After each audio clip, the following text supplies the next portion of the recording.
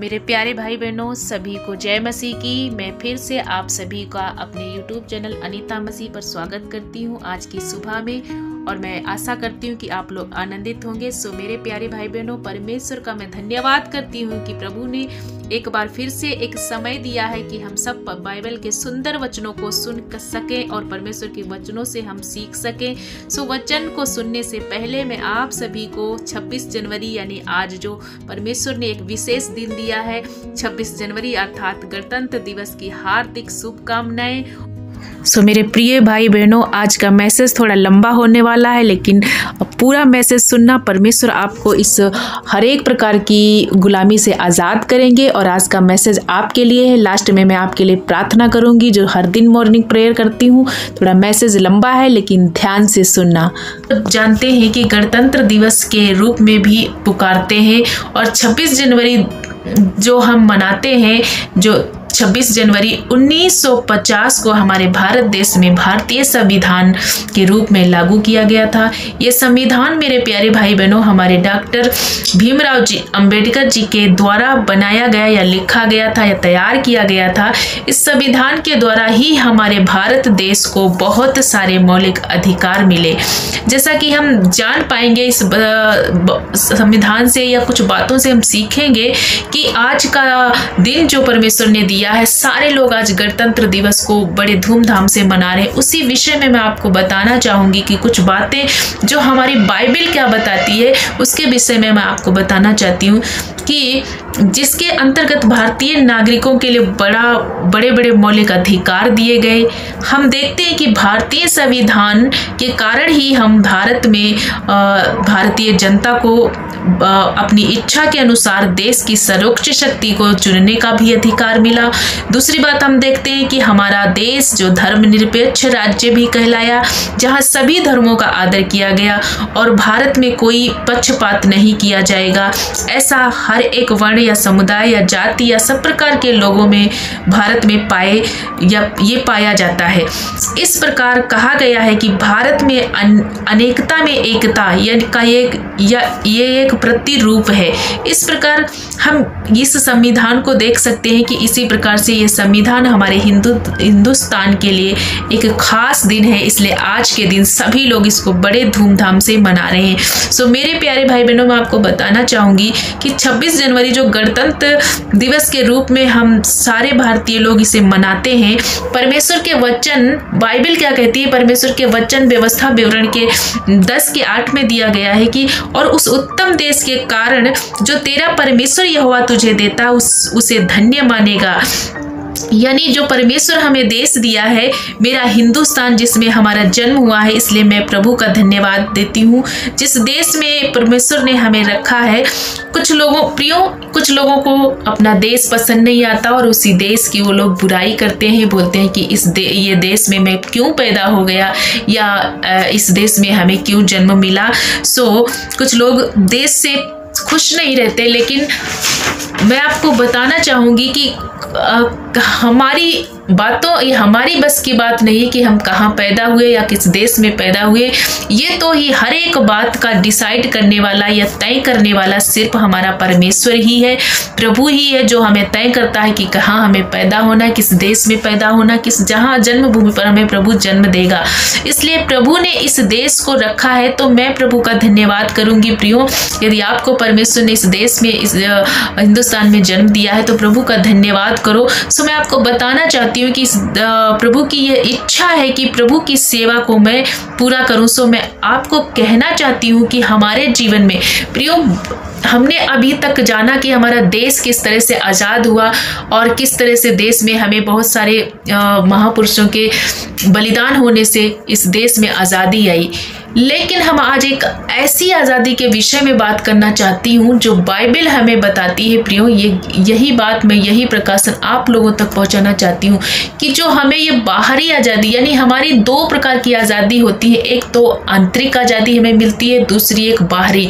तो जो बाहरी आज़ादी हमें मिलती है तो वो कुछ क्षण के लिए होती है, कुछ पल के लिए होती है, कुछ देर के लिए वो खुशी होती है। लेकिन जो हमें अंदर से आज़ादी मिलती है वो हमारी वास्तविक आज़ादी है वो हमें पूरी तरह से स्वतंत्र करती है और हम उसमें पूरी तरह से फ्रीडम महसूस करते हैं। सो मैं आपको बताना चाहूँगी कि हमारी बाइबल के अकॉर्डिंग मैं आपको बताना चाहूँगी कि बाइबल में किस तरह से हमें सिखाया गया है कि परमेश्वर यीशु मसीह ने हमें कैसी आंतरिक जो आज़ादी दी है उसको मैं बताना चाहती हूँ। आप देख सकते हैं कि बहुत बार हम देख सकते हैं कि हमारे भारत में बहुत बार हम स्वतंत्र होकर भी गुलामी को महसूस करते हैं। हालांकि हमारा देश आज़ाद हो चुका है प्रियो, हम सब आज़ाद हो चुके हैं, हमारे देश में लोकतंत्र है, उसके बावजूद भी हम क्या करते हैं, अपने आप में गुलामी को महसूस करते हैं। कहीं ना कहीं हम स्वतंत्र नहीं हैं प्रियो। क्यों? क्योंकि हम गुलामी को महसूस करते हैं और हर प्रकार से हम जो है अभी पूरी तरह से फ्रीडम में नहीं है। मैं एक आपको उदाहरण देना चाहूँगी, आपके सामने रखना चाहती हूँ कि हमारे देश में ये बहुत सारी कुछ बातें पाई जाती हैं जो नस्लवाद पाया जाता है कि लोग कहते हैं कि ये उस नस्ल का है या छोटी नस्ल का है या बड़ी नस्ल का है, या कई प्रकार का भाषावाद हमारे देश में पाया जाता है। विभिन्न प्रकार की भाषा, या इसकी भाषा ठीक नहीं है, उसकी भाषा ठीक नहीं है, ऐसे बहुत सारे अपवाद होते हैं।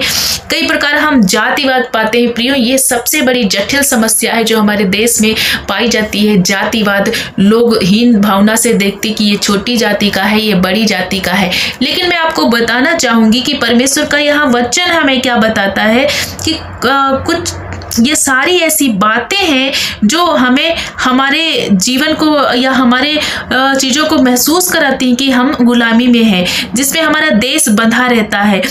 केवल इंडिया ही नहीं, और नॉट ओनली इंडिया, लेकिन दुनिया में वो सारे देशों के बारे में मैं बात करती हूँ कि वो बंधे रहते हैं। दरअसल जो लोग इस सारी बातों की, मैं आपको क्लियरली बताना चाहती हूँ कि सारी बातों की जड़ क्या है, पाप है जो हमें गुलामी की तरफ खींचता है। हमारा देश आज़ाद होने के बावजूद भी आज हम आज़ाद नहीं है। इसका मूल बात या जड़ क्या है, वो है पाप, जो हमें आज भी पूरी तरह से फ्रीडम नहीं मिला है। प्रियो, जब हमारा देश आज़ाद नहीं हुआ उससे पहले ही जो लोग देश पर शासन कर रहे थे उनके जीवन में भी पाप था, जिसकी वजह से हमारा देश गुलामी में चला गया। वो गलत उनके लालच था या उनके अंदर कुछ ना कुछ ऐसी भावनाएं आई, ऐसे पाप के विचार उठे, जहां पर देश हमारा गुलामी में चला गया। सो मैं आज बात करूंगी कि बाइबल इस विषय में क्या कहती है।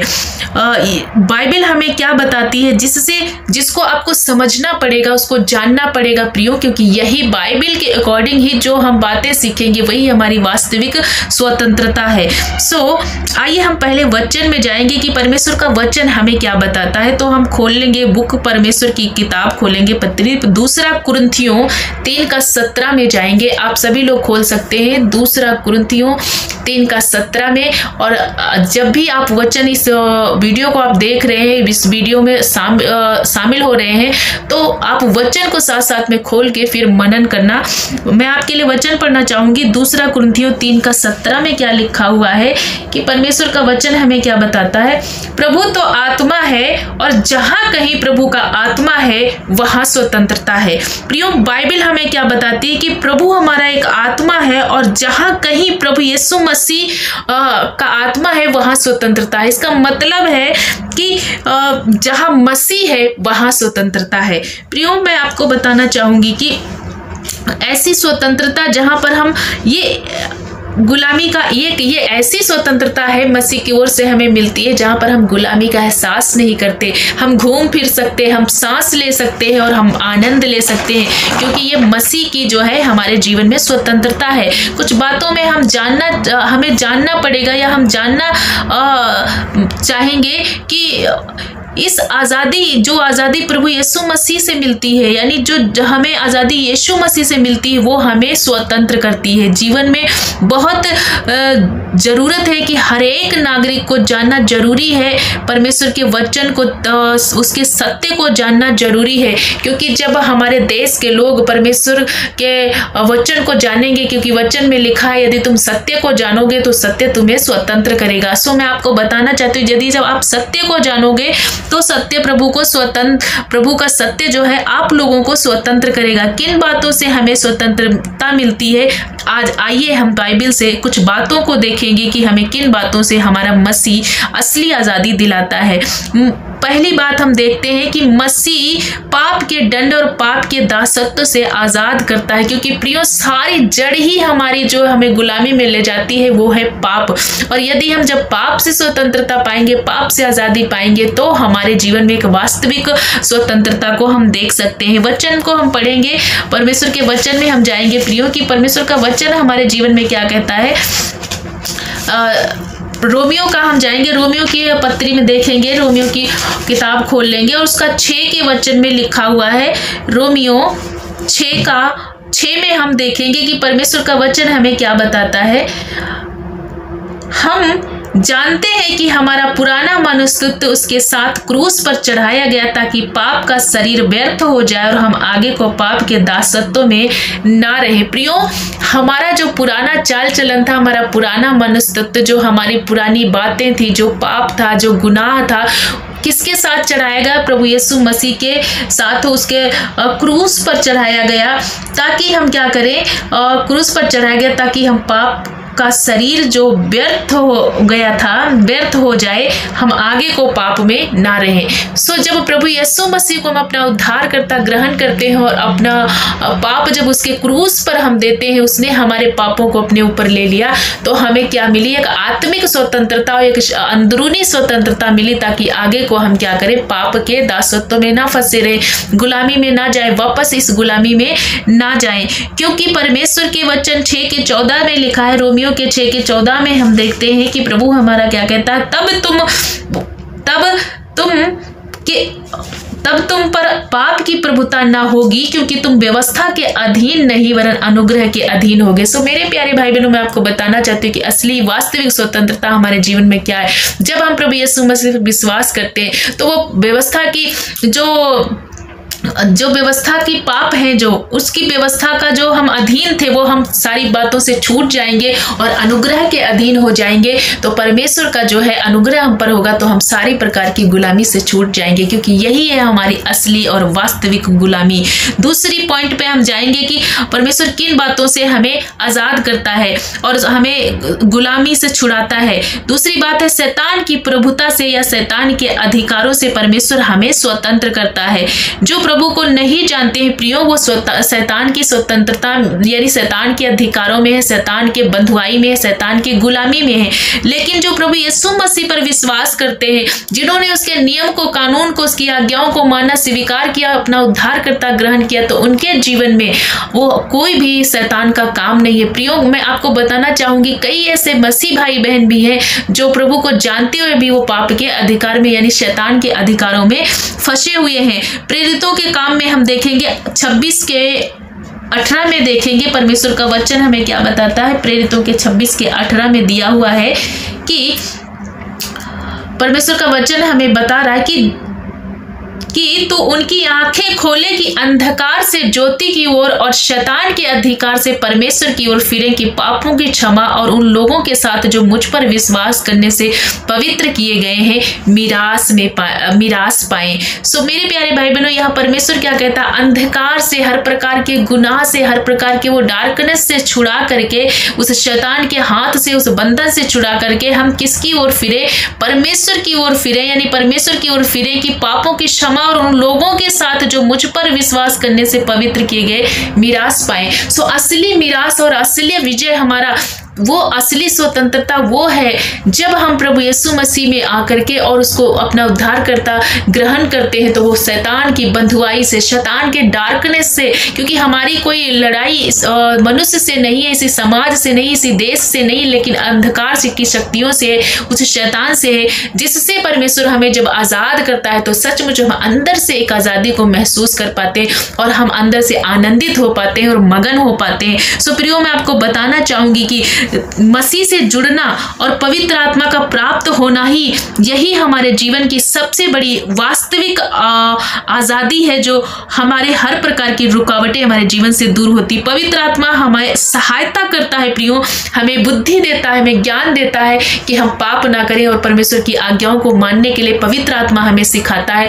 आपको सिखाता है। सो हमें क्या करना है, परमेश्वर के भय में चलना पवित्र आत्मा सिखाता है। तो हमें दूसरी आज़ादी परमेश्वर किस प्रकार दिलाते हैं, शैतान के बंधनों से, शैतान के अधिकारों से और शैतान की गुलामी से हमें छुड़ा लेते हैं। ये हमारी दूसरी सबसे वेरी इंपॉर्टेंट स्वतंत्रता है जो हमारे जीवन में होनी चाहिए, यानी हर एक भारत के रहने वाले नागरिक के जीवन में होनी चाहिए। ये विश्वासी जो प्रभु यीशु मसीह पर विश्वास करते उनके लिए भी, और जो नहीं करते उनके लिए भी है कि उनको भी जरूरत है कि उस संसार के हर एक बंधन से, शैतान के युक्तियों से वो छूटे, क्योंकि शैतान के द्वारा ही कहीं ना कहीं मनुष्य के जीवन में पाप आता है, और जब वो पाप करता है तो बंधुआई में चला जाता, गुलामी में चला जाता, जैसे हमारा देश भी गुलामी में गया। सो मेरे प्यारे भाई बहनों, मैं आपको बताना चाहती हूँ कि आज हम बाइबल से सीख रहे हैं, क्योंकि आज एक स्वतंत्रता दिवस का दिन है। आज ही बहुत महान और बहुत ही खुशी का दिन है, जिसमें हमें जानना है कि हमने जो थोड़ी पल के लिए आज़ादी पाई है